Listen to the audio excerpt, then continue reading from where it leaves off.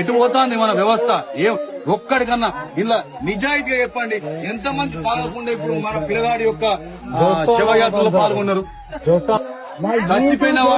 చచ్చిపోయిన పిల్లగాళ్ళు మన దోస్తులైతే, చచ్చిపోయిన పిల్లగాళ్ళు మన అన్నదమ్ములైతే, నిజంగా మనకు రేషం పౌరుషం ఉంటే, వాళ్ళ మీద ప్రేమ అభిమానం మనకు ఉంటే, వీళ్ళ సావైనా మనల్ని మార్చాలి. పొద్దుగాల 6 గంటలకు పోతారు, సత్తి పెట్టుకొని వేసుకొని సాయంత్రం గంటలకు పొలంలో పూజకుంటున్నాం, పూజకుంటున్నాం. మా పిల్లల కొరకు మా కడుపు కొరకు పోతారా? మేము తాగేసి ఇట్లా రోడ్ల పట్టి మాకు ఇట్లా బాగా తీసుకోవాలి. మీ కొరకు మేము బతకన్నాం, మీ కొరకు మేము చావాలి. ఏం చెప్తాను, ఎటు పోతాను, మనం ఎటు అవుతాంది? ఈ రోజు ఏమైంది? దీనికి కారణం ఏంది అందరికీ తెలుసు. నిజంగా కనుక మీరు మన లోపల మానవత్వం ఉంటే, మన గుండెలు రాళ్లు కాకపోతే, మనం రాక్షసులు కాకపోతే, ఇప్పటికైనా అర్థం చేసుకుని జీవితంలో సావుకు మించిన పెద్ద షాపు పట్టుకొచ్చి ఇస్తా అంటే మన దొరకదు. నడిపోట్లో పలుకుదాం, ఇది ఆగుదాం, మార్చుకుందాం. జీవితం మళ్ళా రాదు, మనం జీవితం మళ్ళా రాదు. నిన్నటి దాకా మనతో ఈ టైంకు బతికున్నాడు, మన మధ్యలో. ఇవాళ మన దగ్గర 2 పిల్లలు లేరు. అరే అని చెప్పి బుధం మీద చేసుకుంటూ రోజు కలిసి చదువుకున్నాం, కలిసి తిరిగినాం.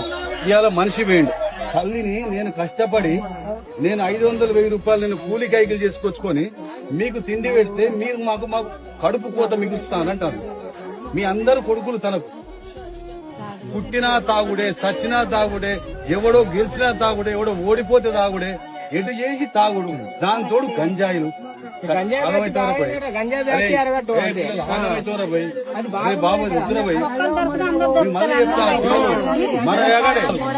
మన ఊళ్ళకెళ్ళి ఈ రోడ్ల మీద రక్తాలు దుస్తులు మార్చాలి, మీ అందరి గుణాలు మార్చాలి, మీ అందరి ఆలోచనలు మార్చాలి. ఇవాళ మీరందరూ ఆయన కొడుకులు కావాలి. అప్పుడే నిజంగా మీ దోస్తుకి ఇచ్చిన మీరు నివాలి.